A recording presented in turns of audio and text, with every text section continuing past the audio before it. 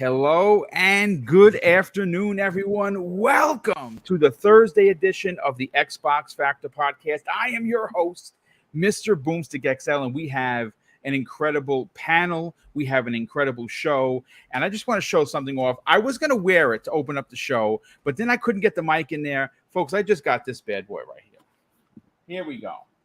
I just got this, and if you are Beautiful. Master Chief collectibles like I am, who doesn't want a wearable Master Chief Halo Infinite helmet? I got that, and yes, I got it thanks to Cup Z on Twitter who posted it.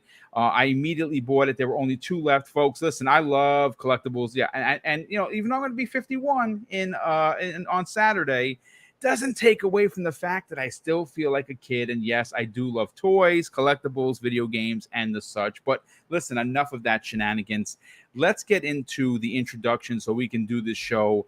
We have a great show planned for you. There has not been an unbelievable amount of news, but somehow or another, I've been able to put a show together that I think that you're going to quite enjoy. And let's start first with this is someone that I think you, if you're not already subscribed to his channel, then it's really shame on you. It's Archimedes, aka Boxing Burger, aka Boxer Bear. Welcome back, brother. How you feeling? I gotta change my name to Box A Bear. That is. I love it. True. I'm doing good. Looking forward to today's show. Like you said, news have been slow these days, but somehow you always come up with these awesome topics to talk about, and that's the exciting thing about gaming. There's always something to talk about. Even if we don't have breaking big news, there's still so much excitement in the gaming industry. So I can't wait for today's show. Glad Josh is back. It's always a pleasure to talk with VJ. So yeah, let's do that. Well, yeah, thank you so much for being here, brother. And of course, speaking of making his grandish return, Josh, N64 Josh, welcome back to the party, brother. We're glad that you're here specifically because we have a monster Halo topic on the back end of the show. Some big changes into how multiplayer is going to function regarding XP.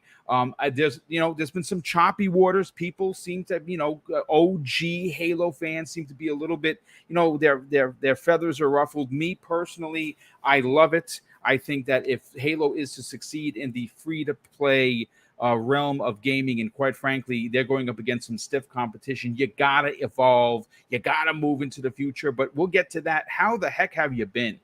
So great, and it's so great to be back. Love chatting with you gents, and it's going to be an exciting show. Yeah, absolutely 100%. Next up, he doesn't need an introduction, but he's going to get one anyway. The linguist of the panel, the guy that people enjoy hearing, the guy that breaks it down in a way that may or may not be well for you, but I happen to dig it. I think he's a big part of this show. VJ, welcome back, brother. Good morning, Boom. Good morning, everybody on the panel and in the community in the chat. I'm looking forward to today's show, Boom. I'm just trying to read up on the notes to see what the topics are all about. So I might be lagging a little bit today, but I'll do my best. Yeah, I think you're going to do just fine. Listen, folks, I want to start with immediately jump right into one of the topics that we do not have a lot of information on, but I have an extreme amount of passion.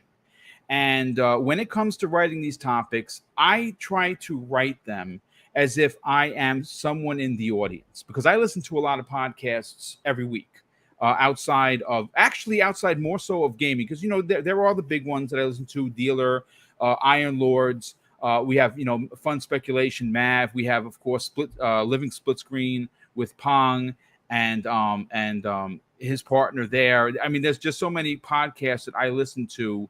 But you know what? I try to make sure that this particular show is different from the rest. And a lot of the topics that you're going to hear today are passion-based because, quite frankly, there really has not been a lot of news. But the first one I want to talk about is being brought to us by a friend of the community at Clobriel. He is an Xbox insider, even though he says that he is not. And he posted something on the socials the other day. It was about a 5 or 6 second clip, GIF, if you will, of Senua's Saga, Hellblade 2. Now, talking with with Boxer Bear, I love that you changed that. That's awesome. It if you look at it, to me, it looks like gameplay. But again, it's only 5 to 6 seconds. What I want to talk about isn't so much the clip itself. It's our expectations for this game's release, and when it releases, how do we think it is going to fare? Because one of the things that have been missing from Microsoft's foray of games has been what you see in front of you. It's a third-person, over-the-shoulder, deep story, violent type of game. This is something that we see traditionally on Sony.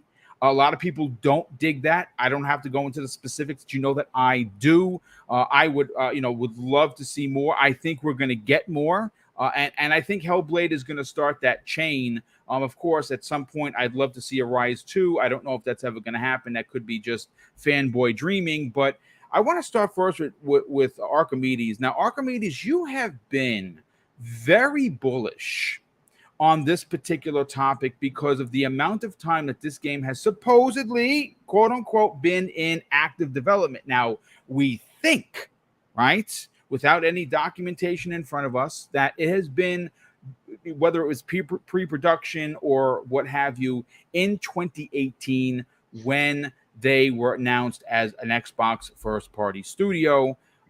Again, we are now going into, we're closing out 2021. Thank goodness. I can't wait for this year to get the F out of here and get back into 2022. And hopefully we have a much better year there. And I'm not talking about gaming. I'm just talking about the world as a planet of people. I hope that we have a better 2022. Archimedes, this is a game that I think is going to hit in a big way.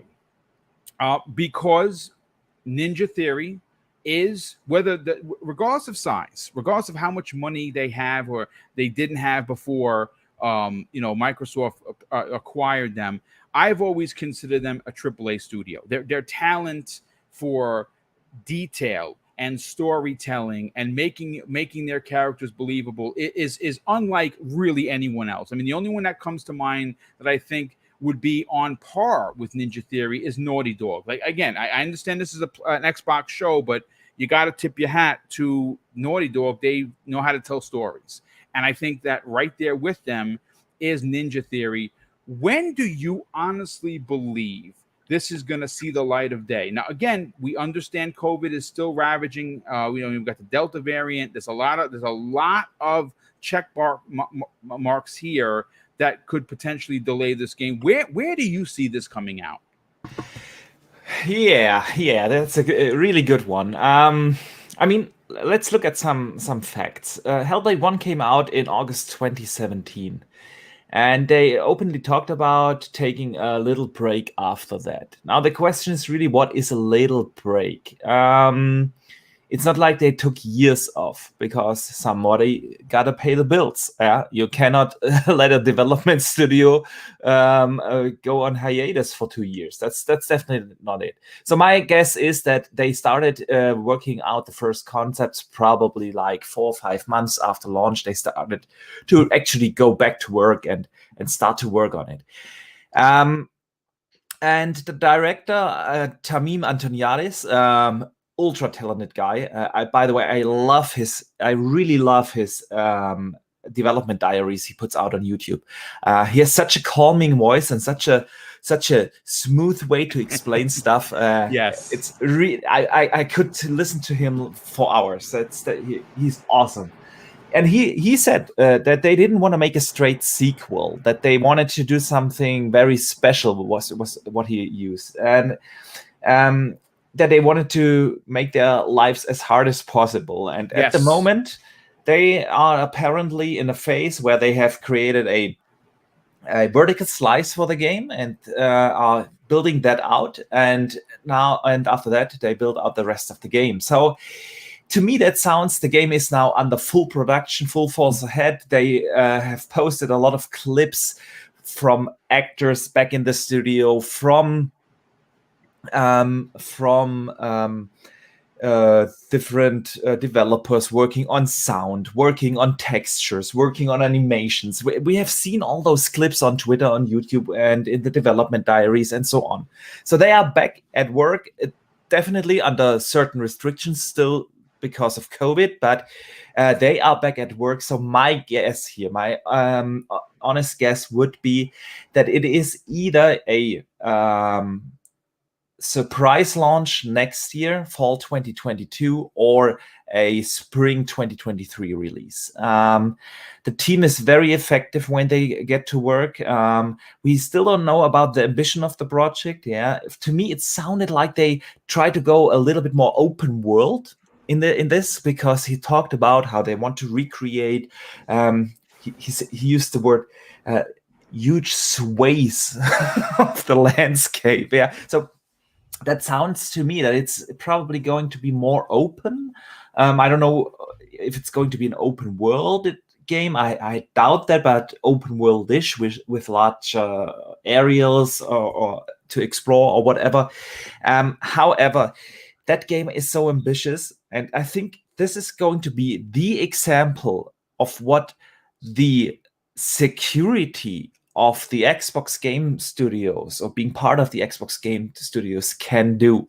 Because now they don't have to come out after 3 years. In the first game they talked about that. They just simply ran out of money. Yeah, they weren't able to pay the salary and bills anymore. So they had to launch the game. And that basically defined the scope and the vision for the game. And if you look at the first game, it is an incredible game. Yeah, I went back to it when it recently got the Series X enhancement patch with ray tracing and the 60 FPS patch and all. The game is still incredibly beautiful. Masterpiece. It's a masterpiece. It truly is. And they did that under the restriction of limited budgets, limited resources, and limited time frame. Now, obviously, there's no such thing as an unlimited budget for a game, even if you belong to the Xbox Game Studios. There's no such thing. But they are definitely getting more time, more resources, and more money to simply fund and build that world. So yeah, coming back to your original question, where do I see that game? End of 2022, beginning of 2023 sounds like a reasonable plan to me.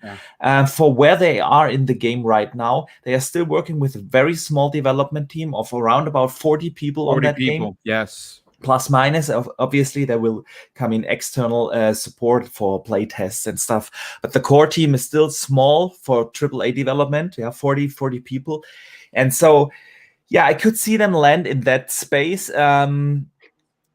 But ultimately, I do hope they take and can take the time they need to build their vision, because from all we have seen, this is going to be a true next-gen showcase.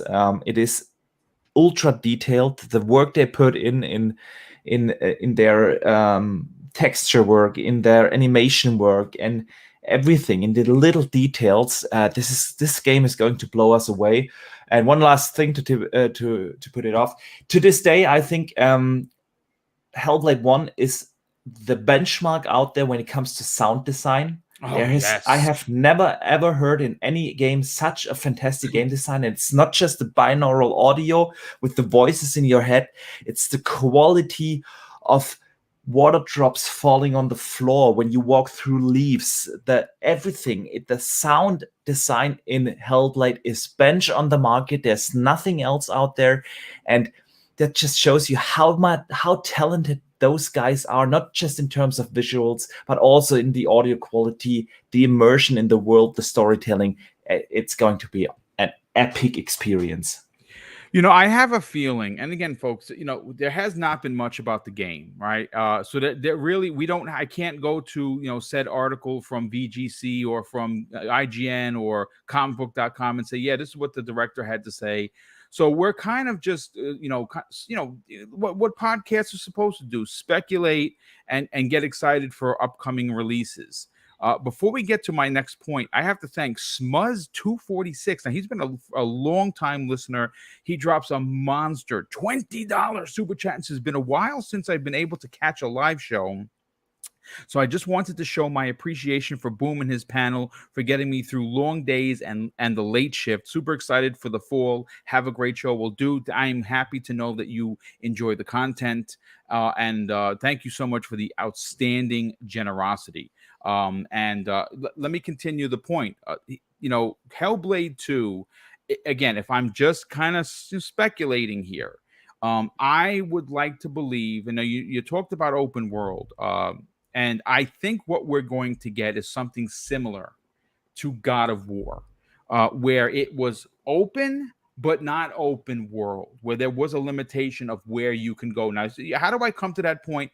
Just on some of the things that we've seen, they definitely said it's bigger than the original one. The original one had open areas. They were a little bit more. They were a little bit tighter than God of War. But because they've been working on this for so long, because there's so much writing on this release, I honestly believe that this is going to be some, kind of God of War-esque, if you will, in regards to size and scope. But again, I could be proven wrong, or I could be, right. We will see. Josh, I want to get your opinion on this. Now, one of the big criticisms from many people within the conversation that the circles of conversations that we like to hang out in, whether it be negative or positive, has been asking for games of this ilk, games of this caliber, where it is a third-person game, where it does tell a very deep, story-driven content. And Hellblade 1 did that in spades. Hellblade 2, I think, is going to return to form in a big way. What are your expectations for Ninja Theory's next big, release, which obviously is a sequel to one of their bigger releases through the company? I mean, it's about time for Xbox to get into the walking simulator genre. Yeah. That's a joke. No, I no, but I totally no. But I mean, listen, it's your punchline, brother. I'm just rolling with it. I agree. But I think that we've had them. Perfect example on the screen. Quantum Break. We've had Alan Wake. We've had a few over the years. I think that it's a conversation I enjoy having, because I think the days of us asking for these games, Josh, are coming. They're coming in a big way. By all means, please continue. Yeah, I joke with the walking simulator, but this is the studio that can start to rival the games that are on the PlayStation, right? And that's a good thing. The competition is always going to be good. It's going to be good for the gamer. And so I think they looked at this studio and they were like, look at what this small team can do with a limited budget, and just saw nothing but pure potential, right? It's like, I agree. It's like you see a guitar player that's been playing for years. You can give them a cheap instrument and they can still make that thing sing, right? Yeah, indeed. And this studio proved themselves, and they're only going to continue to prove themselves. That's the way I see it anyway. There's just such a great narrative around this game. Like the way the first game, like the way people talked about it on Twitter and listening to Boxabear talk about like the sound design and just so much. It's pure potential, and they're going to be one of those studios that's going to, I mean, I think after my again, speculation town, right? You need to make a shirt. Boom, it's a speculation town. Yeah, and that and not every game is for every gamer. They're coming. I think we're going to see more and more conversations about how this studio is Xbox Insomniac. And dude, what a great comment. Please elaborate on that, because as we've seen, whether you are a diehard only Sony player, the truth of the matter is Insomniac has been carrying Sony on their back. The $200 million investment almost seems like they got ripped off. Like, honestly, they got ripped off by buying that studio for that amount, because if you look at the production that they've been able to do and what they've announced and what's coming and what's currently out, it's astounding. And I like what I like the road you're going on, because if you think about it, if you had to compare apples to oranges, I do like the Naughty Dog Ninja Theory comparison. But what's interesting about Ninja Theory is the fact that they only have 42 people at that studio. That is incredible from what they were able to do with Hellblade 1 and what they're going to do with Hellblade 2. Yeah, I know. I'm looking at the chat, and there's so many different people are throwing out all the different studios that they're like, well, maybe it's Obsidian, or maybe this is the beauty of this conversation. Yes, you can't pick just one. It doesn't matter which one it is. It's the fact that they are there now, and it's just Xbox took their licks last gen, and they're learning, they're improving, and gamers get to benefit from it. And I can't wait to look back, 2-3 years from now, because this show's still going to be going strong. I guarantee it. And we're Thank you, sir. we're gonna be looking back, remembering, talking about Ninja Theory, and then, who knows, maybe they end up doing, I mentioned Insomnia, maybe they get some incredible IP like Spider-Man that they get to we get to see what they're capable of, with like a superhero or whatever. Could you imagine if they tackled something like the Punisher? Right, like, I'm just saying, like, I know that we want the Coalition to do the Punisher. I know that, but I said, here's the thing: if you're a fan of Frank Castle, right, and I'm a diehard Punisher fan for a lot of reasons. What has never really been explored in the comics, to some extent it has, but not in the shows, is his mental psyche. Like, what drives because he's a superhero, anti-hero, whatever you want to call him, but he doesn't have superpowers. He has this. He has his training. He has his vengeance that drives him. Could you imagine if Ninja Theory tapped into the psyche of what drives Frank Castle to just commit murder after murder after murder? And I'm not saying that to be disrespectful. I mean, he's killing bad guys, so I don't really care, but he's still murdering people. And who better to tell that story than someone like Ninja Theory? I mean, just think about that for a second. It'd be great. And as you're talking about the Punisher, in my mind, I'm thinking about a new Batman series. Oh my God. Yeah, yes, please. Right? I mean, as Boxer was talking about, like, the sound effects, imagine Batman in Gotham with the rain, and he's hiding in the shadows, and just a little less like combat focused like the Arkham games were, and a little more stealth, investigation, looking at Bruce Wayne. The Long Halloween. Yeah. As a game, yes, please. Yeah. So there you go. Like, I just love again, it all boils down to the potential that Ninja Theory has, and then of course, I mean, they have to continue to prove themselves. I don't have any doubt that they will, given time, giving the financial support. I think it's just a recipe for success. I agree. I got to read this particular one. Where did it go? Stuff Sean, friend of the show. He says, nope. Ninja Theory do a superhero thing at Boom, of course, talking to me. But imagine if they tackled the Joker. Mm-hmm. Like, wow. I mean, yeah. I mean, now we're getting into the skinny of it. That Stuff Sean. What a great comment. I know this is a very passionate chat. A lot of people are like, no, they don't need to be a Insomniac. No. No one is suggesting that Ninja Theory become the next Insomniac games. You know what it is? The thing about Microsoft is they allow their creatives to create, right? It's something that they have, Phil Spencer has specifically talked about.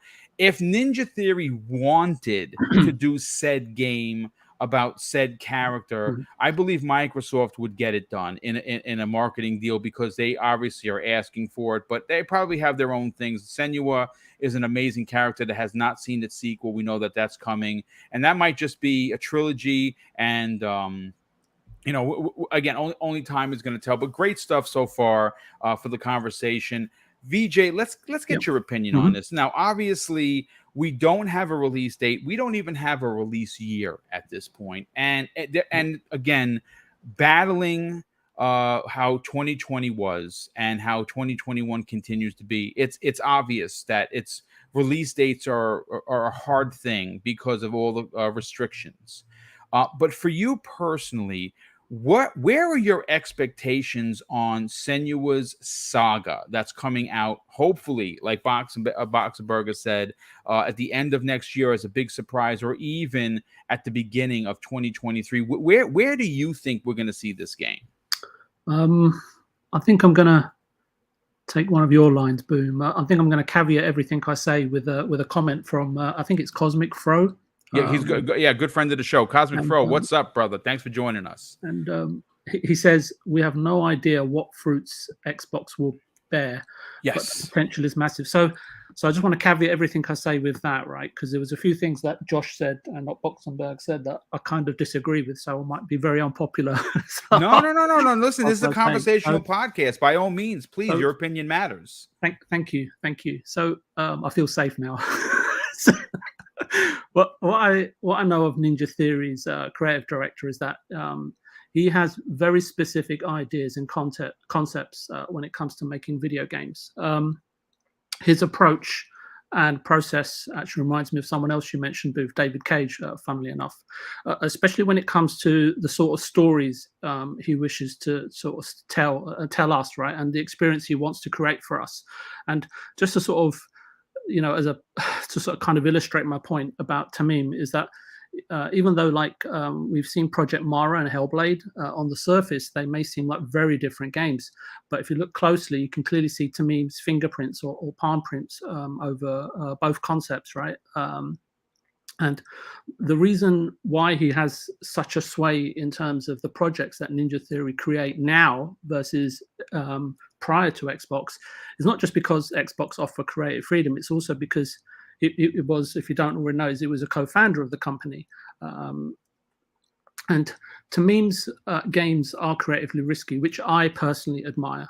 And that's what he's about, right? And he's always kind of been, from a business perspective, focused on economically spaced out budgets. And that leans into Archimedes' point that he's got a small team of 40 people, because the reason for that is that he likes to oversee the projects, right, that he's personally involved in more closely and acutely, for a lack of a better word, than say, you know, most other creative directors that have a sprawling team and just, you know, shout out commands and then wait to see a build at the end of the week and then, you know, point out what's gone wrong and what's gone right. You know, he works much closely with the projects that he's working on, and that's why, as I say, he has a very closely knit team that he operates with, and he's far more comfortable making an independent game that straddles between an indie game and a AAA game budget, let's say, and team size, a moderate budget, if you will, versus you know, a blockbuster game with a huge budget. And to sort of illustrate my point even further, just to quote him directly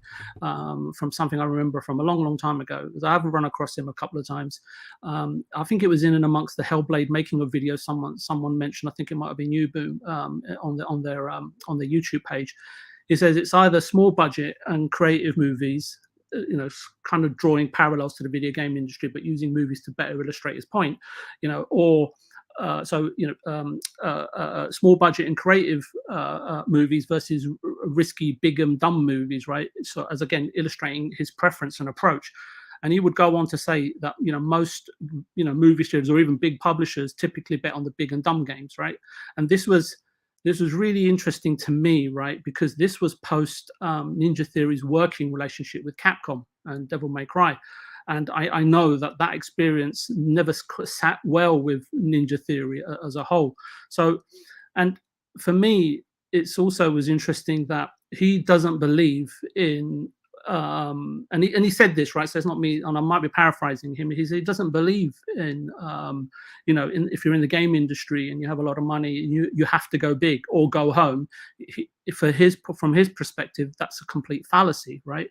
And Tamim and Ninja Theory enjoy, from my opinion, and from what I've seen of some of the games that they have made, the last couple of games, Bleeding Edge and Ninja Theory, and the ones that they're working on going forward, they like to develop games that straddle somewhere in between the indie and the AAA space, as far as the evidence shows, and from what Tamim actually has come out and said, and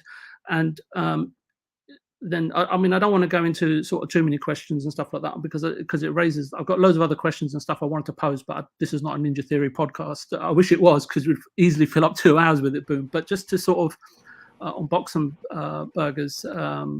Bears, I forgot. Archimedes is, that's much easier for me. In terms of the release date, you have to consider the last update. And now I may be wrong here, so please correct me, because my memory is not exactly what it used to be. And I'm assuming that the last update I saw was in June, and I think I was sitting alongside you, Boom, for that one, where you kindly invited me onto the show to bring in Xbox's E3 show, and he was stating that, and Tamim was stating on that look, Hellblade 2 is still in pre-production. This is everything that we've done for the last 2 years. While some of the teams been working on, Bleeding Edge or whatever, that was your kind of takeaway. He says they've been looking at how to restructure and redevelop the studio, whether that's recruitment or refining technology or working with Unreal 4 or 5 and so on and so forth, and the motion capture. He touched on loads and loads of different aspects of game development. But again, we all know what Hellblade 2 is competing with, right? And that goes to Box and Bear's point of, hey, look, we don't quite know what the scope and the plan for the game is, because obviously when it comes out in the future at some point, it's going to be competing with a very different landscape of video games, right? I mean, everyone's kind of doubling down on expanding studios and teams and trying to bring out greater and greater concepts, if not lean back into, pop culture IP, right? So what I would say is that, for me, is that if we take June, and I think you've got to tack on at least 18 months of full production, at least 6 months of post-production, and that's an optimistic schedule, right? If is what I'm hearing from the rest of the panel and some of the people in the chat in terms of what they want for Ninja Theory, what we want them to achieve, what we want them to become. We want them to be, not just Ninja Theory, but we want them to be the Obsidian or the PGG or Playground Games, and a standout studio. And I think, but you have to also consider is what Tamim's approach is going to be to game building, right, and game creation, right? So there's lots and lots of facets here. And obviously, I'm not undermining the fundamental importance, right, to Xbox and the circa 1 million plus fans, right, of the original game, right? So this is why I say that the way I look at it, based on what we've seen and what I think is going to happen, you're looking at a very optimistic schedule. You're looking at the earliest as summer of 2023, perhaps the fourth quarter of 2023, based on the evidence. So that's my take on it. No, I mean, listen, and great take. Everyone had an unbelievable take to open up the show, and of course, not the biggest topic of the biggest topic of the show is going to be Halo. It's a fantastic topic. Yeah, no, thank you, and I appreciate Absolutely it. Yeah, it's I enjoy being a show that sponsors creativity within the ranks of the panel members, and no one's talking about Hellblade because there hasn't been a lot, but I figured it was worthy of a conversation. I hope that you enjoyed the first topic. We're going to get to topic 2 as we close in on 300 people here, but before we get there, we got to talk about tomorrow's tomorrow, I would say Xbox Factor podcast. Tomorrow morning's Breakfast with Boom. It is the 4th annual Boom's Birthday Bash. And what does that mean? Well, what it means is that my birthday is on Saturday. And traditionally, since we started this show, and I say we, Mrs. Boomstick and myself, we always have taken specific days and events to give back in an abundance to the community. It's something that we enjoy doing. And a couple of weeks ago, we celebrated the launch of one of the indie titles, Song of Iron, that I think is going to be in many, many top 10 conversations with Joe Winter. And to celebrate that, we purchased $250 worth of gift cards to give away, and we did that. And everyone got their cards. Everyone hopefully went out and bought the game and supported Joe in his dream of continuing to be a developer outside of 343i, which is where his last employment was. The Christmas with Mr. and Mrs. Boomstick. That is something that, again, this is going to be the 4th annual. The channel's only 4 years old, and not even at that yet. November 3rd is when we make 4 years on YouTube, and we always do a monster giveaway for the holidays. Well, obviously, tomorrow's September 24th, and we are doing another monster giveaway, and I'm going to show you one of the prizes. I can confirm that it's over $450 worth of prizes, and you don't got to be a channel member. You don't have to drop a super chat. You simply got to be in the chat and hang out with us, celebrate the day. But if you are a channel member, if you are someone that drops super chats in, you're going to get 2 extra bonus entries, and obviously that increases the chance of you winning one of the big prizes. And what are the prizes? Well, I have something here that I want to show, and it's this bad boy right here. It is the flight stick for the Xbox Series X and S, and coming with this is going to be a code for Flight Simulator for the Xbox Series X or S. That is one prize. That is over $150 by itself. And we are giving away, because obviously we're coming into game season, people need money to buy games. We're giving away 6 $50 gift cards to your choice. If you want it for PlayStation, no problem. You want it for the Nintendo eShop, no problem. Or if you want it for Xbox, no problem.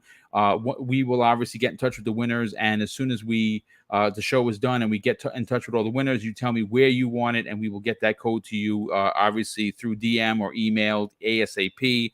And again, it's our way of saying thank you for supporting Double Barrel Gaming. We are 2 shakes of a stick away from 9,000 subs. I was hoping to hit 10 by the end of the year. I don't think that's going to be possible, but I think that we can easily hit 9 before the end of the year, and hopefully in 2022 that we have, you can get that magic number. The next magic number for me will be 15. And honestly, I never thought I was even going to get 5,000, let alone almost 9. But again, tomorrow morning, 10 a.m. Eastern Standard Time, we have a bunch of people rolling through. The guest list is pretty big. Besides, obviously, Dreadpool and Crispy Bomb and BitCloud, we are going to have King David, of course, of the Iron Lords, Lord Cognito of the Iron Lords, and Slow-Mo Backslap is going to be rolling through. And we might have some more guests, depending if I can get people to kind of just roll through and give us their opinion on it. We are going to be celebrating, besides the day, for me, is we're going to be celebrating the 20-year anniversary of Xbox. The entire 2-hour show is going to be dedicated to the past, present, and future of Xbox. One of the bigger topics that are going to be there is hashtag just one. And I'm doing that specifically because of Lord Cognito. He's obviously more than just a personal friend. He is my extended family, my brother, same as King. And he has been on this, hey, Xbox, hashtag just one. And he's talking about the Sony PlayStation level games. We're going to dive deep into that. I'm going to get everyone's opinion in the chat. But again, I hope that you can be there, not just for the prizes, but to simply just hang out and enjoy the banter. It's going to be a fantastic show. It goes live 10 a.m. Eastern Standard Time to tomorrow morning. But I do want to move on to topic number 2. And this one isn't so much that it's Xbox specific, but it is interesting nonetheless. And I'm going to go to VJ first on this. VJ, get prepared, brother. I'm calling on you first on this now. Quantic Dreams, if you don't know who they are, they have made some incredible games over the years exclusively for PlayStation. Heavy Rain is one of them that comes to mind. And Detroit Become Human, another very popular, fantastic story, and well told in how we know that they can do for the PlayStation 4. Well, folks, we have a rumor that we're going to talk about that comes to us from, according to French YouTuber, I think it's Gouts, who claims that this week, okay, talking about actually this week, developer of Heavy Rain and Detroit Become Human, Quantic Dreams, has signed an exclusive deal with Disney. And this is David Cage's studio, to bring us a Star Wars game in the way that they know how to tell stories. Folks, I'm getting goosebumps because if I know anything about David Cage, he loves originality. He loves deep story. He loves telling a story that makes us actually care about the character. Every game that I have played from this man and his team has always hit me in the heartstrings. Detroit Become Human. Sadly, I did not finish. I got halfway through. It's something I got. It's on the backlog. I definitely got to beat this. My brother Neo Mental, I believe, just platinumed it, and he is a huge fan of it, just same as me.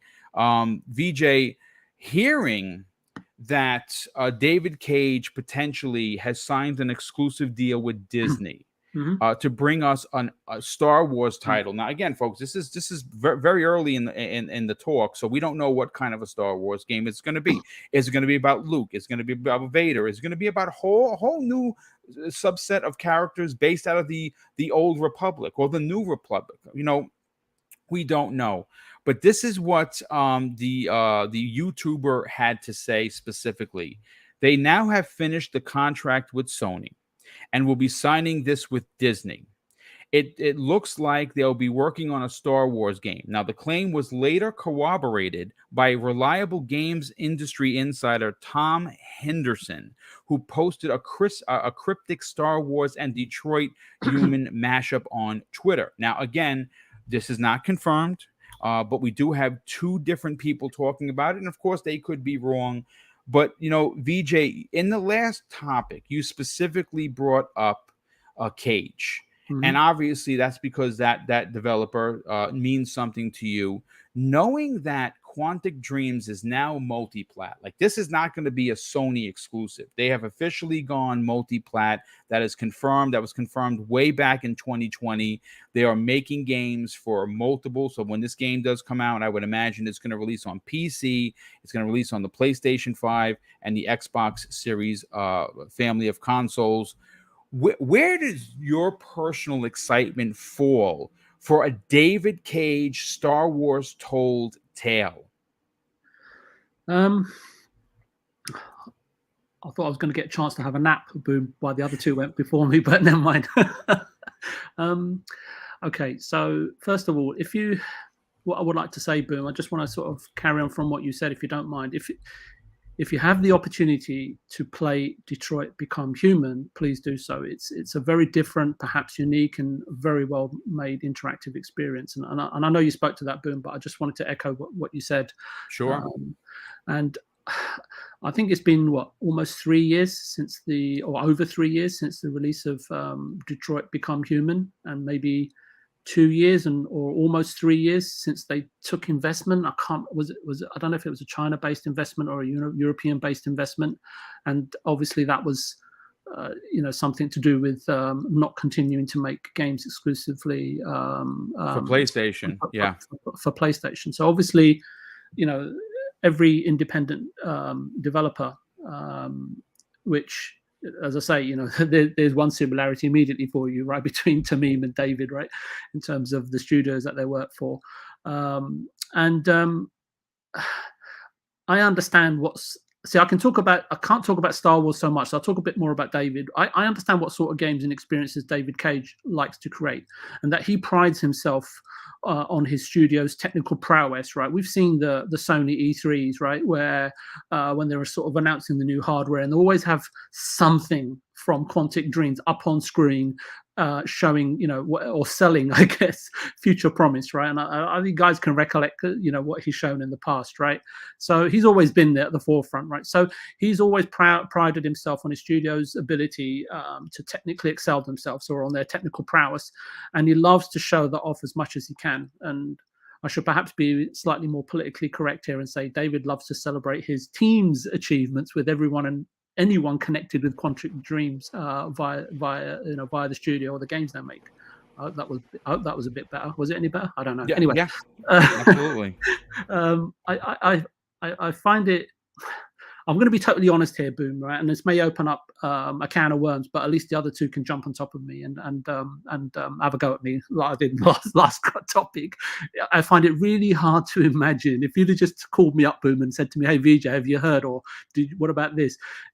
To imagine that David and Quantic Dreams are working on the Star Wars IP since David enjoys creating his own universes and telling his own interactive stories. That's been his passion, right? Even if like when we watch the Ninja Theory, behind the scenes videos or making of videos, on their YouTube channel, you see plenty of those in regards to David, right, in Quantic Dreams and their approaches and interviews with actors and so on and so forth.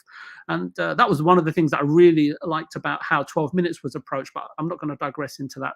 And look, on the other hand, right, you can if you start to give it a bit more thought, is that perhaps David, Quantic Dreams, whoever else is involved, there's always agents involved, isn't there? And perhaps the studio has convinced Disney and vice versa of the story that they want to tell, but within sort of an established universe, right? Which is, of course, Star Wars, right? And they don't. Well, I'm assuming, right? They don't come much bigger than that. I've never been a huge fan of Star Wars. Please don't eject me from the show. And the reason why I'm kind of just straddling this a little bit is that potentially for us consumers, right, that are fans of David Cage and are fans of Star Wars, you get the best of both worlds potentially, right? And that can potentially also be achieved.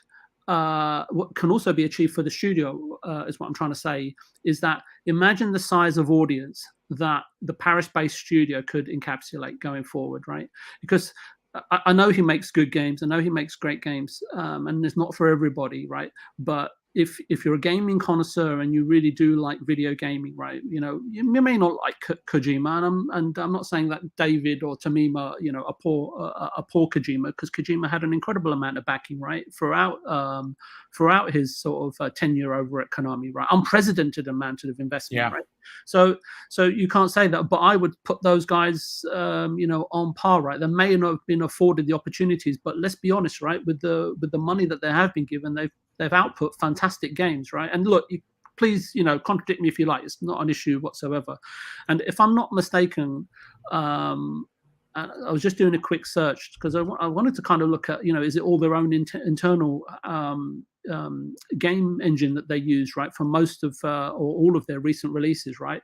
But it seems that they might even be shifting over to UE5 from UE4. It's what it looks like to me, right? Because they seem to have a huge blog on UE5 on their website, and I just sorry, Archimedes, but I'm going to steal one of your lines, right? I'll promise to pay you a $2 royalty. Right, You're good. This is where Archimedes would say, "Boom, I honestly don't know quite what to expect." Yeah, so $2 via PayPal. Trust me, friends and family. But personally, Boom, I hope that Quantic Dreams and the Star Wars game is a little left field. And I hope Disney give them that creative freedom to do so. And hopefully next year, Quantic Dreams will make an announcement and perhaps even reveal something. There's always that little bit of smoke before the fire or the big reveal. And, we're kind of leaning into the end of this year, right? So it's going to be very, very busy. And any major announcement other than maybe towards the end of the Games Awards might be drowned out. So I'm thinking about first quarter or second quarter next year, leading up to E3. But having said that, Boom, with all the, sort of trials and tribulations with the Star Wars IP that EA have had hits and misses and the way that they've been managing that, right? And obviously, I'm not discounting what was the Jedi game? I forgot the name of the game, but it was Jedi Fallen Order. Yeah, Fallen Order. But it really seems to me that we're reaching some sort of crescendo where 2022 may be the year where it's literally sort of littered with Star Wars game announcements. And I'm going to stop there, Boom, because otherwise we'll be here till midnight. No. I mean, good stuff as always. I mean, obviously, you're a fan of David Cage. Maybe you're not a fan of the biggest fan of Star Wars, and that's perfectly fine, dude. You know what? I want to bring N64 Josh into the conversation because you're a pulp a pop culture fan, right? Obviously, you've instilled it into your boys. Some of the tweets that you put out there, and Star Wars. It's had a history of great games, not a lot of them. But this is one that this is a tale that I would be interested to be a part of, simply because of what Quantic Dream and how they tell their stories. David Cage, whether you like him, hate him, or you're somewhere lukewarm about him, I really digged the games that he has done while he was working exclusively with his company and Sony. To know that we're going to get a potential Star Wars tale. And again, if I know him and don't know him personally, he's going to want to tell his own story. And that tells me that we're going to get some Star Wars that we've never had before. That excites me even more. Where do you fall on a Quantic Dreams Star Wars game releasing? I mean, we don't know when, but them eventually coming out with one. So I'm gonna do a small plug here. We were talking about this on the Bendu podcast, which is a Star Wars podcast that I am a part of, and the first thing that came to mind was I think this is from hanging out with you, Boom. Is I'm like, this needs to be an Xbox timed exclusive. Like Sony got KOTOR, Nintendo's got Hunters, like. Xbox needs a timed exclusive here. So throw the bag, Phil. Throw the bag. Throw the bag. I don't have much history with the with that team, with that studio, but from everything that I'm hearing, is that eject button? Did he just say hit the eject button? I was going to say, Boom, where's my eject button? I need it right now. I'm going to hit it as hard as I can. Get him out of here. They're saying, get him out. But yeah, from what I've seen with Detroit, it looked incredible, right? And I the conversation around that game on Twitter, it seemed like for some people it hit, some people it didn't, but Star Wars in the hands of somebody that's super creative and can tell a really good story. So, like that's what I'm about, right? Like we talked about the Force Unleashed last night. It was like 13 years ago that game released, and now you're making me feel old. Hey, man, I'm the one that's turning 51 on Saturday, brother. So if anyone's old, it's me. Well, happy birthday, Boom. Thank you, brother. I appreciate it. When you get good stories within the Star Wars universe, it's just such a huge win, right? And because those are also a little few and far between. And so I'm like, yeah, like I love that Disney's branching out and allowing the IP to be used. I mean, it goes into the conversation we were having earlier with Ninja Theory and with Punisher and Batman and that kind of stuff. Like, we see the potential of what these studios can do, and to have them take IP that we all love, I mean, it's nothing but hype. Yeah. I listen, we have been privy to many, many Star Wars stories told that we've never heard before, whether it be in written form with the Dark Empire, whether it be in film with The Mandalorian, and what Dave Filoni and Jon Favreau were going to do with their form of Star Wars. I'm going to be perfectly honest, and I'm not going to turn this into a Star Wars podcast.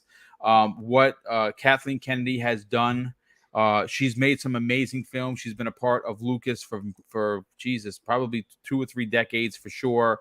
What she's recently done with Star Wars, as a diehard fan, remember, folks, I saw Star Wars in the theater with my parents, right? I mean, I'm dating myself, but yeah, I saw it there. I've always been a fan. I am not a big fan of the sequel trilogies. I thought the first one, Episode 7, was great, and it just completely fell off a cliff. And I don't know really who's to blame for that, but it's just Star Wars. I put it this way: Star Wars would not be anything in my vocabulary if it wasn't for what Jon Favreau and Filoni have been doing. But Boxer Burger, let's get your opinion. Where do you fall on a Quantic Dream Star Wars? Okay, it's probably going to be tough to hear what I have to say, because how do I phrase it properly? I have enough of those alleged leaks and rumors and insiders. I'm full of it. We hear, I mean, like all of us, you're not the only one. Dude. We get all of these. I can't hear it anymore. We have. We have acquisition seasons, we have gamer leaks, we have so many fake insiders out there, and I'm not saying that this guy, I don't know him, I really don't know him, but we have had so many insiders that try to hype the community up and get clicks and whatnot, and I'm tired of it, and I'm not. I don't want to participate in that alleged leak or insiders fake enthusiasm anymore. It's just not good for the industry, for us gamers. Let's get excited about real rumors or real announcements and the stuff we know about and that has been teased and all comes from a trusted source. And this guy shows up for the first time, has heard something, and now everyone is getting crazy. Oh, we get a Star Wars Quantic Dream game, and Sony has another exclusive deal, and others saying, oh, Xbox needs to pick that up and stuff. It's just, I don't think we have to talk about stuff like that. There's so much actual things to get excited about, and with that, I want to turn the ship a little bit around, because as you and Josh and probably not VJ, an iceberg.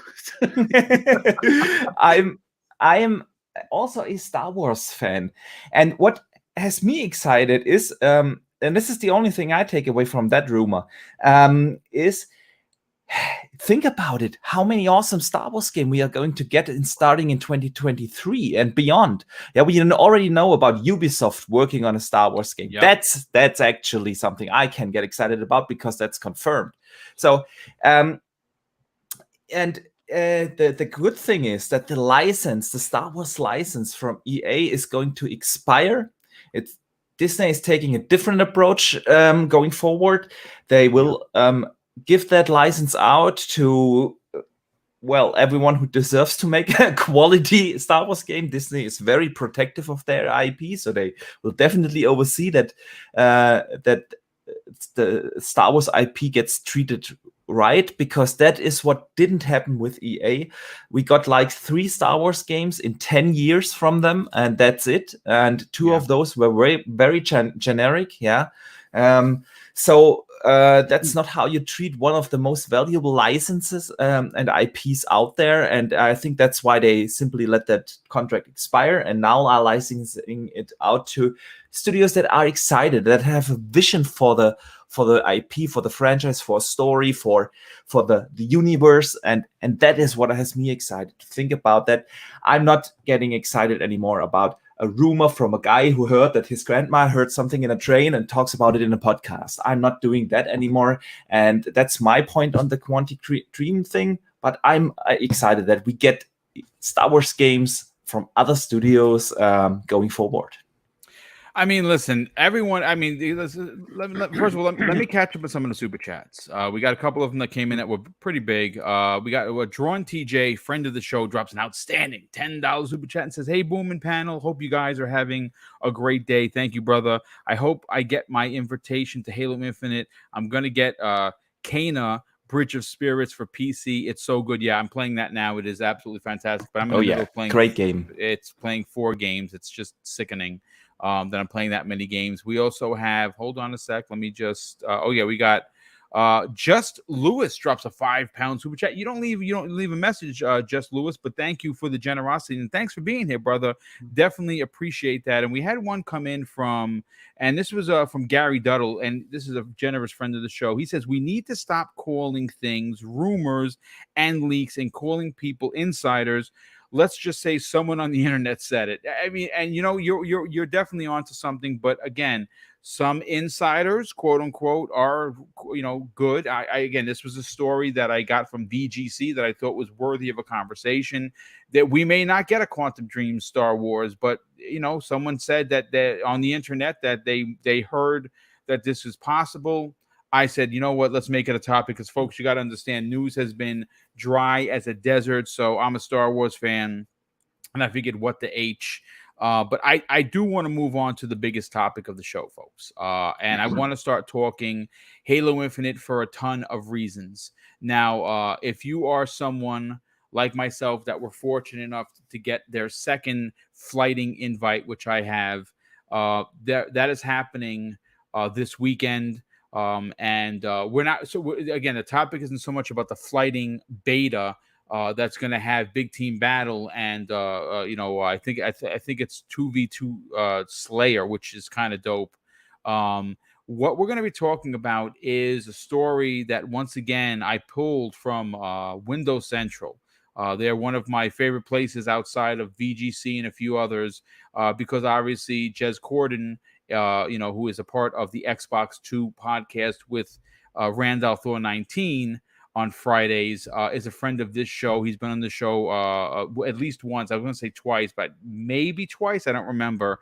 And we will eventually have him back. But this story comes from Windows Central that I thought was very interesting regarding Halo Infinite's XP system changing. Now, some people, I've seen it in the community, are not really happy about this. But like I said privately, and I said publicly in the beginning of the show, if Halo is to compete with Fortnite and Apex Legends, and more specifically something like Call of Duty Warzones, they're going to have to change the way that they come at free-to-play games. It cannot be a cookie cutter kind of a situation. It needs to be something that people are used to. People see it, they understand it. There isn't no, they're not going to pull a Sony and give you, a game's coming out and there's 10 different things that you have to know before purchasing the game.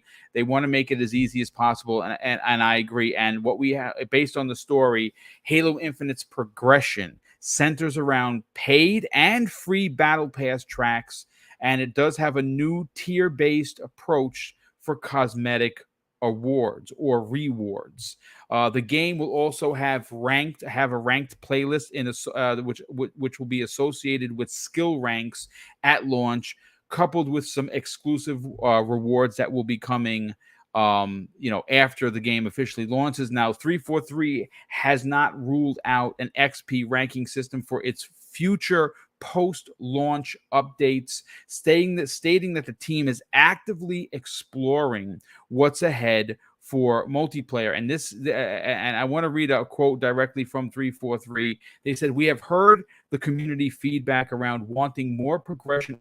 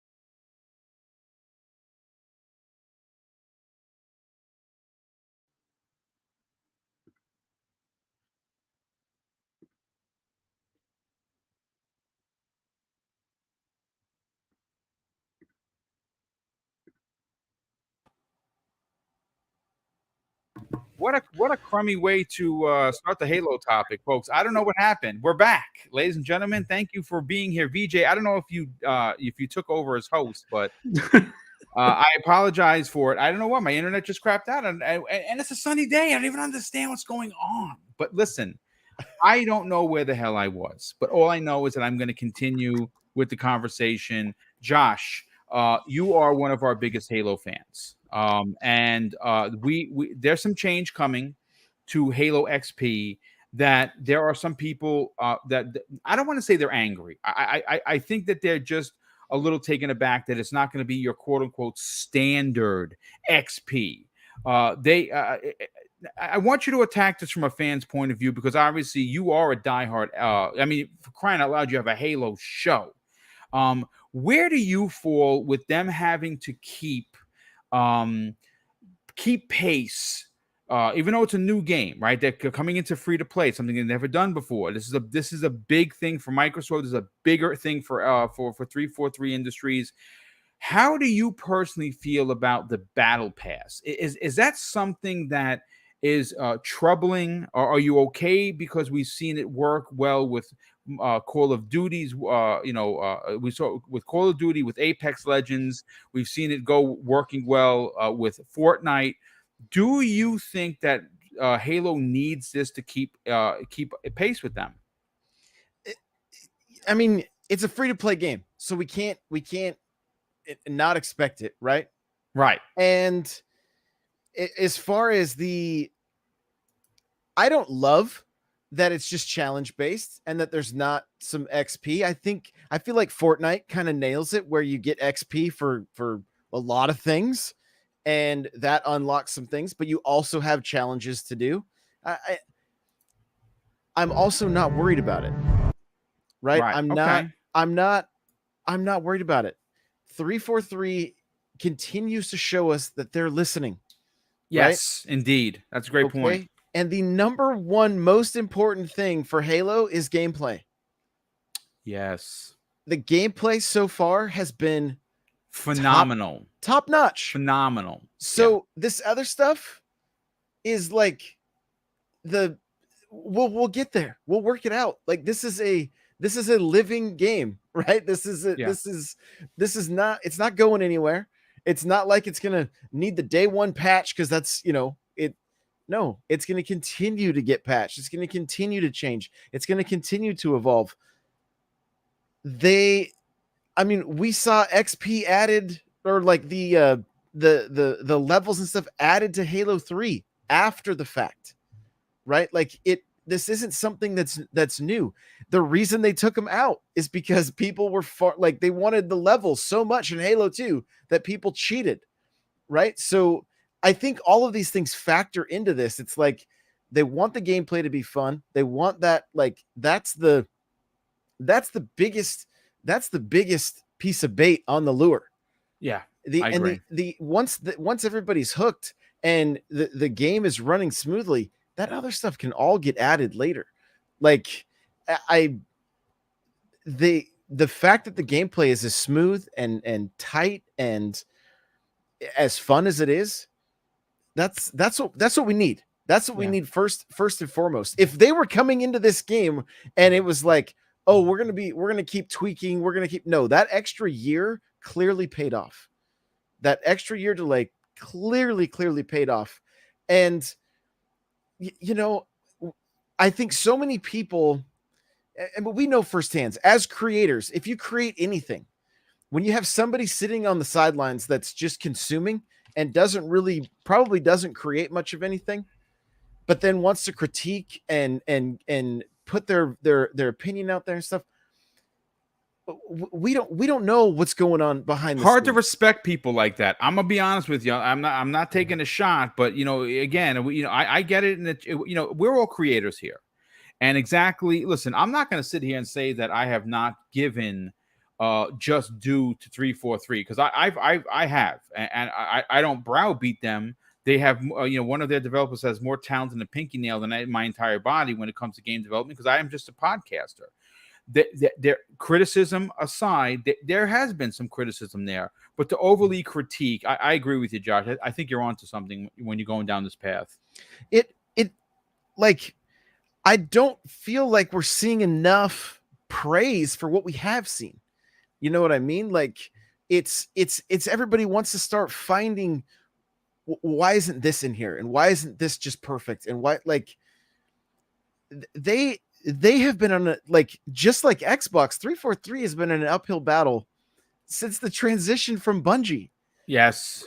And I mean, Bungie's mantra, the 30 seconds of fun, over and over again. That's what made Halo. That's what made Halo 2 and 3 and Reach. And that's Infinite feels like they picked up from Bungie. Like, the torch has finally been passed. I agree. That's a fantastic point of view, because I don't know how you felt. I put 25 plus hours into the flighting first one. I couldn't stop playing. It's all I played. And the reason why I couldn't stop playing, folks, is because it gave me the Halo 3 feels. Mm-hmm. That's what I walked away with, and I said, you know what? They got it. They've done it. They've actually done it. That's hard to do, bro. Coming off, because Halo 3 wasn't 343. That was Bungie, and I think you're onto something. I think they matched them, in my opinion. Yeah, we're in store. Like, I'm so excited for the future of Halo. After the first minute of playing Infinite, I was just like, yeah, this is going to be the first time I feel, for me personally, that the AR is going to be like a viable weapon. And mixed with that sidearm, like, it just feels like it's going to work. Then you finally get to hold the BR for the first time in Infinite, and you're like, yo, they nailed this. It doesn't sound like that weird squishy, like, I don't even know what that sound they used for Halo 4 was for the BR, but it's terrible. It sounds good. It feels good. What we saw with Big Team Battle yesterday, like, I feel like they're just continuing to show us more and more, and how 12v12 Big Team Battle, like, this is unheard of, and people are talking about no XP. Like, what? Like, we get to have 12v12 Big Team Battle. Vehicles are back. The maps look like Halo maps. The training grounds are going to give people the chance to really refine their skills and get their settings the way they want, and learn and be able to practice with the weapon that you want over and over and over again. Yeah, like, until you're a master of it. Correct. Exactly. And so, like, I'm not worried about, like, the battle pass stuff will work itself out. Like, they've already shown that they're consumer, they want to be consumer friendly and not making it expire, not making people have to grind for it. It's what we do in the Master Chief Collection right now. There's all kinds of different challenges, and you can jump in and work on what you want. And then there's daily challenges, and you can swap those out. And if it's a sniper thing and you're more into shotguns or swords, it looks like we're going to be able to swap that kind of stuff out. So, like, we haven't even had the chance to, like, go hands on with it, with how the battle pass is going to be, and we're already like, this is garbage. Like, come on, like, give him a shot. I mean, look, I'll say this, folks. We're getting Halo Infinite this year. I mean, like, if that doesn't get doesn't get you a fire in your pants, then you know what? Maybe gaming isn't your thing. I don't know what to tell you. We got a chance to do the flighting beta. I got a chance to play, a significant amount of it. I walked away incredibly impressed. I know that the single player is going to be godlike. I believe that this is going to be something that we are going to be talking about in the Game of the Year conversations, or best played game, you name it. I think we're in for something special. There's no doubt about it. I want to kind of highlight Curry Cosmos, a friend of the show. He writes something in the chat that I'm going to throw up there for a hot second. I think it's very interesting. He said, this is where demand better crosses too much into entitlement instead. And I think you're onto something with that. I think development isn't easy. And I'm not making excuses. Let's get this understood. I'm not making excuses for 343. I think that at some point or another, you have to take full responsibility for what your product you're putting out. I've been very vocal about disliking, loving the Halo 4 story, hating the multiplayer. Right. I talked about loving the, thinking that Warzone was a great idea, and literally hating the story. I've talked about that in numerous podcasts. That doesn't take away from the fact that I still think that they're an incredible lot of that has talent through the roof. I think that the year delay, as Josh was talking about, was needed. Joseph Staten coming back to the project and becoming the lead dog, if you will, of 343 Industries is smart. It's good business. It gives me confidence. We know that Joseph Staten specifically has crafted with Bungie over the years incredible Halo tales, and that guy's point of view about Halo moving forward is going to be a part of the conversation. I think that we are honestly in for a real treat. But I want to move on to Archimedes. Archimedes, we're coming off of, again, I don't think it's controversy personally. Honestly, I just think that, they have, in order to maintain, pace with the bigger free-to-play titles, they have to make provisions to be, so it's understood how the game is played. When you say battle pass, I'm not confused by that. I immediately think Fortnite. Fortnite has a battle pass X amount of months, and the new one comes out, and you buy it or you don't buy it. I usually don't, because I'm not a Fortnite guy. But when they had stuff in there that I wanted, I purchased it. Where do you kind of fall with the conversion over from standard and XP versus the battle pass being a big part of the conversation? Does that bother you in any way? Not at all, not at all. There's a lot to discuss here. See, it is really, really hard when you make a multiplayer game to get the balance right. Balancing a multiplayer game is incredibly difficult, and the XP system is part of that. Yeah, it can make a difference, especially if you play on a competitive level, and so to get that done right is critically important.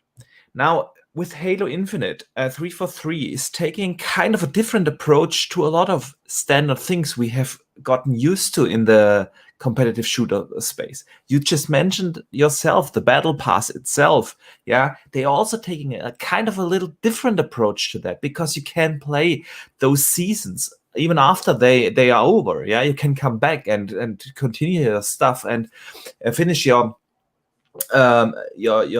unfinished businesses. That's also different. It's a kind of a different approach to established multiplayer industry standards. Yeah, and I love that. I really do like that they try to make it different. We have a lot of free-to-play shooters out there, but most of them are battle royale. Yeah, Halo, not a battle royale game, still free to play. That's different. They do the battle pass different. They do now the XP system different. And like Josh said, important for us is, in the end, the feeling that we have when we play the game.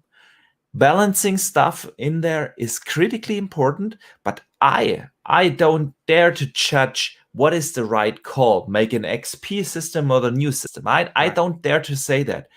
I think they have a vision for the game. I think they have an idea where they want to take the multiplayer, together with it being free to play, different battle pass, and now with a different XP system. And I wouldn't be surprised if up until launch, we also get a couple of more surprises where they just change up the standard formula. I love that. That brings something new to the table. And as long as it feels good to play the game, I'm all in. I mean, I agree. I like I said, what I think is going to be there. When you look at the Halo Infinite package overall, we're seeing a lot of never before done things, right? And of course, being free to play is one of the biggest. We also have the fact that the single player campaign isn't going to be your standard Halo issue. It's going to be, I believe, semi-open world to some extent.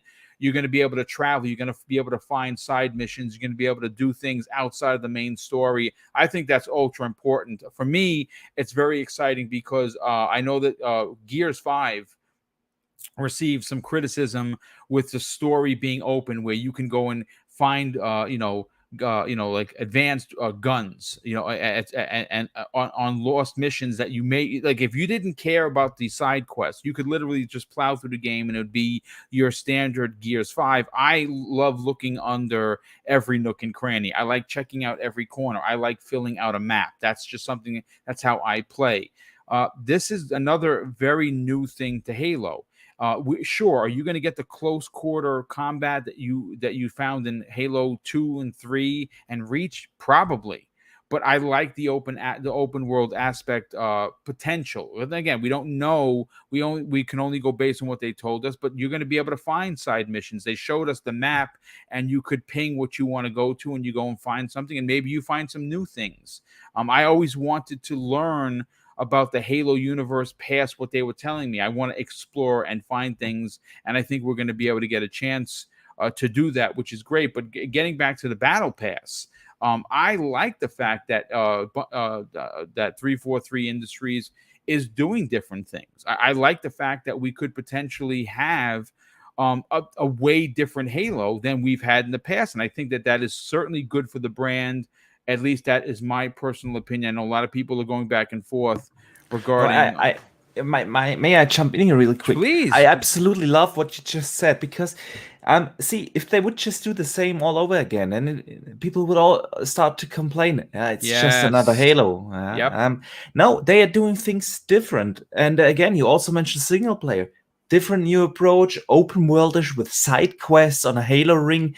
Dude, I don't know what else you need to get excited. And it's good for them to trying to do new things, reinvent a little bit the series, polish it, bring it up to modern standards. Yep. And also putting their own touch on it, make it a 343 Halo, not a Bungie copy of a Halo.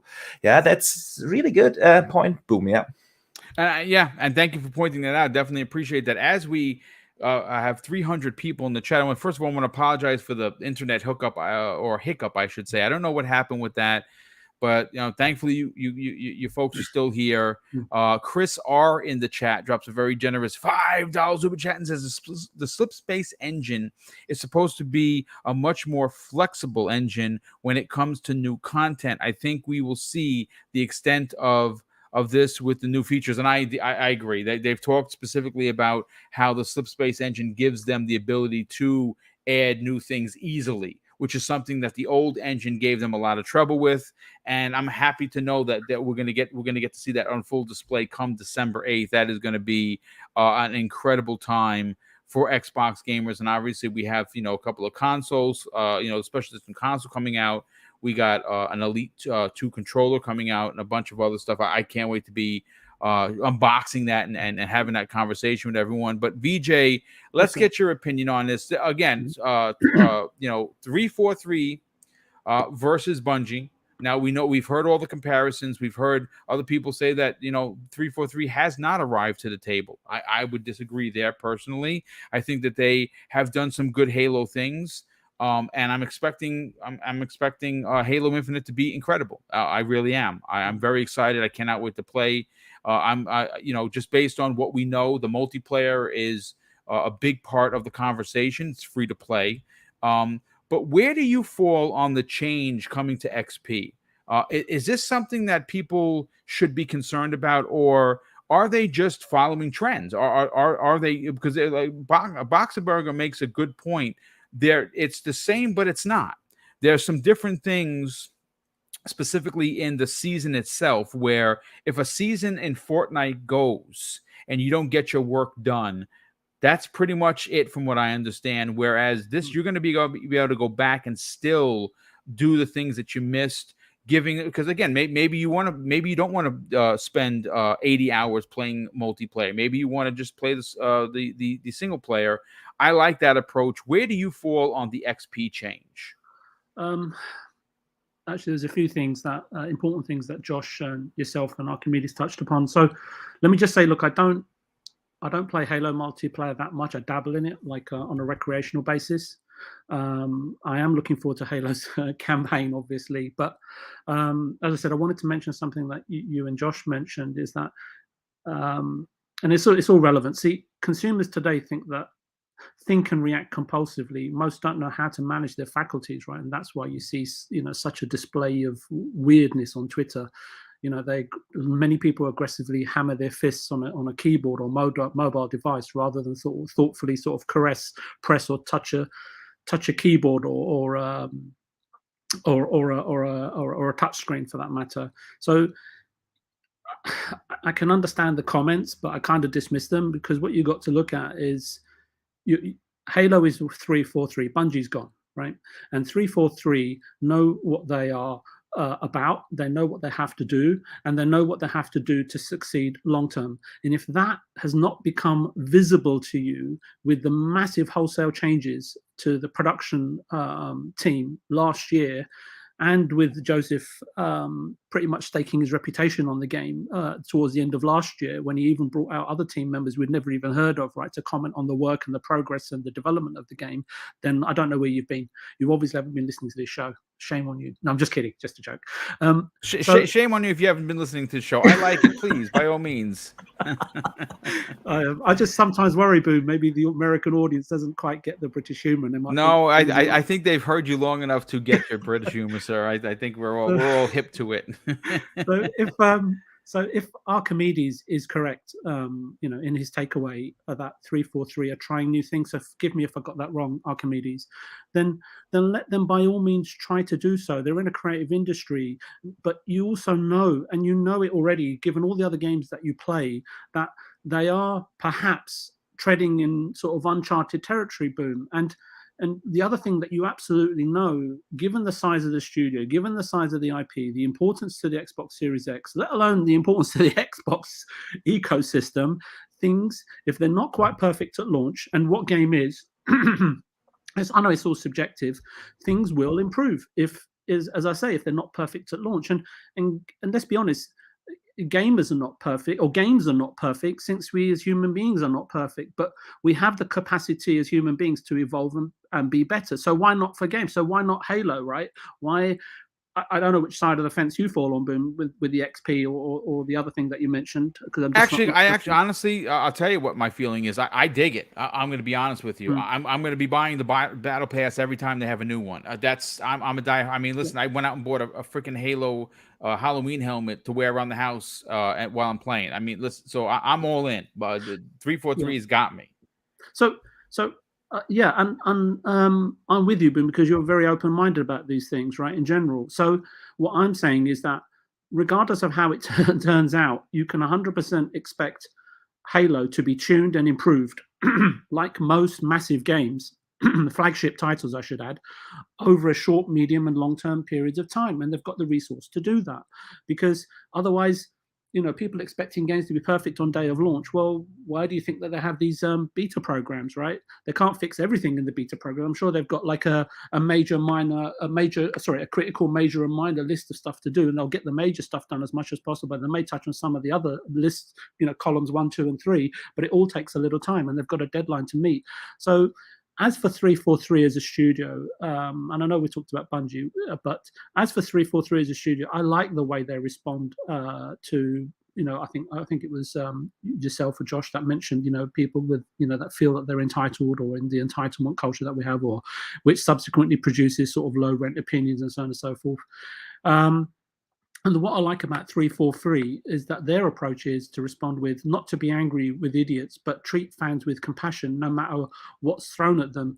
And I say that, Boom, because more and more I do see some, devs out there needlessly getting involved in debates or offering a counter opinion if they feel wronged or misinterpreted, or if something that somebody else disagree with, right? Focus on creating great content and answer with thoughtful compassion. it's the industry you're in. It's very public facing. It's part of the path you've chosen, right? And if anything, what I would say to close out is follow 343's example, and I think it's predominantly the Joseph Staten effect in full flow. That's my opinion. And it's a good opinion. It's in fact, I would dare say it's a great opinion. I think you're definitely on something. I said this has been a great conversation regarding Halo Infinite's change. And again, folks, you're probably not going to get a lot of shows to talk about this because, well, I have two Xbox specific shows. You got to figure out a way to talk about it to keep people engaged and excited. And obviously, on the heels of the Flighting beta, which starts this weekend and then follows next weekend. P.S. By the way, I'm actually happy because this particular weekend is my birthday weekend. I'm having family stay over. I don't necessarily know how much time I'm going to have. Probably not at all. So I'm going to probably wind up if I get a couple of games in, that's going to be great. I'll be lucky because I don't want to be rude. To know that we're going to get it the following weekend, I'm all in then. I'm definitely going to jump in with some people from the community. The last time I got a chance to hang out with Dreadpool, Mr. Bit, and Kay Asante, and we just wrecked house. It was a lot of fun, and I'm looking forward to, obviously playing more. I can't wait to see everyone's opinion on it because obviously big team battle. Josh, I know that's where you live and die. That's for me, that's Halo. Big team battle is where it's always been. I enjoy Capture the Flag. I like Slayer. Slayer's, it is what it is. But big team battle, those big maps, those big weapons in regards to the vehicles you can jump in. You could be on the other side of the map with a sniper while the rest of your team runs down and you're just picking people off. It's going to be a lot of fun. But listen, folks, we're going to end the show a little bit early today because I got a ton of stuff to do. And again, we only had a subset of topics. Thank goodness that, it's funny. I'm back online. I get a message from Optimum. Oh, P.S. by the way, there's an outage in your neighborhood. Yeah, no effing kidding. There was live on. Thanks for the info, pal. But thankfully we were able to finish the show. And a big shout out to the chat. Almost 300 people still here. Thank you so much for sticking with me. I don't normally have a lot of technical issues. StreamYards is something that I use. It's a private server. I pay for their maximum level. That's why the show didn't fall off a truck like it does when you're using OBS, and it was able to go. And poor VJ was left holding the bag as host of the show. But I got stage fright, Broom. Yeah, listen, you are a good talker. You should have just ran with the Halo topic. But listen, nonetheless, again, tomorrow morning's Breakfast with Boom, it's going to be a great show. We have a lot of people coming through. I don't know what other guests are going to be joining us. I have a couple of invites that went out. They're probably just going to roll through to give us their opinions. But the whole show is going to be dedicated to celebrating the 20th anniversary of Halo's past, present, and future. And of course, we're going to be talking specifically with Lord Cognito. I'm going to allow him to take over the show because while he's a host of the Iron Lords podcast, which is closing in on 10,000 subs, folks, if you trust me and you're not already subscribed, my God, please subscribe to the Iron Lords. Let's get them past 10K. They've been at this game for a long time. They deserve it. They're a bunch of great men on that show. And again, I hope that we have some kind of luck that they hit that 10K while we're doing the show live, like BitCloud did a couple of weeks ago. But please tune in, 10 a.m. Eastern Standard Time. Tune in for the prizes. Tune in for the banter. King Dave is going to try and roll through. And so, like I said, we're going to have Lord Cognito as well as Slow Mo Backslap and potentially one or two more people who I'm waiting for responses for. And it's really to celebrate not only the 20th anniversary, but my day. I'm going to be 51. And again, it's we're going to be giving away over $450 worth of prizes. And all you got to do is show up and you got a shot at it. But of course, thank you so much for being here. Hit the like button on the way out, and let's get to the outros. And we'll start first with N64. Josh, obviously today's big Halo topic rolls right into the fact that you have an incredible Halo podcast along many others. Please tell everyone where they can reach out to you on social media, but more importantly, check out the multitude of shows you got going on. Yeah, absolutely. You can follow me everywhere at N64 Josh, and we got the Halo Infinite podcast, the Nintendo Powercast, and we have a show called Press Pause. Like we kind of just talk about everything pop culture. The Nice. Star Wars podcast called the Bendu podcast. I mean, they go on and on. Smash Bros podcast, Animal Crossing. I've got like, there's just too many to even count anymore. But yeah, pleasure being here. Love chatting. I thought my stuff froze. That's why I hit refresh. Otherwise, I would have hung out here with Yeah, I VJ did the same. and kept talking because I kept looking at chat and chat wasn't saying anything. So I was like, okay, it must be on my end. So then I hit refresh and then Boom left and I was like, VJ, you're all alone. I mean, listen, it was a bit of it was 10 minutes of me pacing back and forth like I was waiting for a baby to come. It was ridiculous. I had to reset. I had to drop everything to reset it. But I'm happy that everything came back, that the internet came back, and you guys came back, and the chat stayed. But Josh, listen, we love what you're doing over there on your channel. We love the podcast that you're doing, and of course the way that you interact with the community is super fantastic. So thank you so much for being here. Box A Bear, aka Archimedes Gaming, AK, one of the coolest dudes that are making videos that you have to be watching because they are the quality and the work that goes into them is second to none. Archimedes, tell everyone where they can subscribe to your incredible YouTube channel, but more importantly, strike up a conversation on social media. First of all, thank you so much for these kind words. I'm honored to be considered a quality channel. I don't know about that. Oh, but I would put beg in to a lot differ. of work. I do put in a lot of work. That at least I can say. No, thank you, Boom. It truly means a lot. And yeah, thanks for having me on the show. It's always awesome to be on here, having great conversations with, of course, you, Josh, VJ, and especially our chat. Shout out to the people that show up. They are driving that show. That's what makes it so great. And we have a great chat. We have rarely troll in there, and it's always awesome to hang here. So yeah, and people can find me basically everywhere under Boxenberger. Like you said, I do have a small YouTube channel. In case you are not familiar with it, I definitely recommend to check it out. I do put up videos once or twice a week about certain topics of the gaming industry and try to cover them in a positive and informative way. Yeah, so I see you guys next week. Definitely, brother. Thank you so much for that. And last and no way least, VJ, or on the spot VJ, who had to take over hosting duties for 10 minutes or so. VJ, thanks so much for being here, brother. I know that originally you were not sure if you were going to make the show because you weren't feeling good, but you powered through. And we definitely appreciate the opinions that you bring each and every week. Please, brother, tell everyone where they can check you out on other shows, but more importantly, where could they reach out to you on social media to strike up a conversation?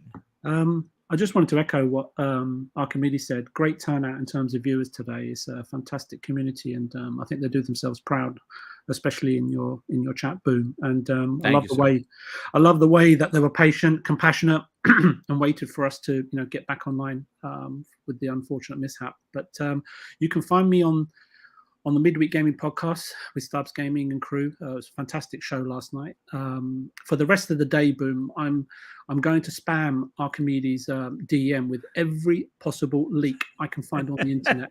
My gift to you, sir. I love it. I love it. Josh, good to have you back on the show. I know we don't interact that much, but your opinions and your thoughts are very different from other panel members, and I can tell you, since I go last, it does sort of help spark many thoughts of my own. So thank you for that. And finally, happy birthday for this Saturday, Boom. Have a great time, and if you can, please save me and the panel a slice of cake, and I'll send you my address. Well, I don't know if it's going to get there because I'm going to eat it. Mrs. Boomstick is actually making the cake. We could have went the bakery route, but she cooks so damn good that she's making me a carrot cake from scratch, and that's one of my favorites with a nice Italian coffee. So I'm going to be adding some weight to myself, which is I'm the lowest I've ever been since the police academy at 208. I know I'm putting on pounds this weekend, but thanks so much for the birthday wishes. Big shout out to the super chats that came in, and of course, allow Mrs. Boomstick and I to turn what we are given into gifts that we can give. And obviously, the two next big gifts or giveaways are going to come tomorrow morning on Breakfast with Boom. And then obviously, we might look to do 2 big giveaways during the holidays, because we know, for some people it's been a little tough for them to get games. So we're gonna figure out a way to somehow maybe do two big holiday giveaways. Right now we're guaranteed for one, but we got to make sure that the money aligns in the conversation. And but thank you so much for that, and hopefully you will tune in tomorrow morning for your chance to win one of $450+ worth of prizes. And again, folks, what you gotta do is show up.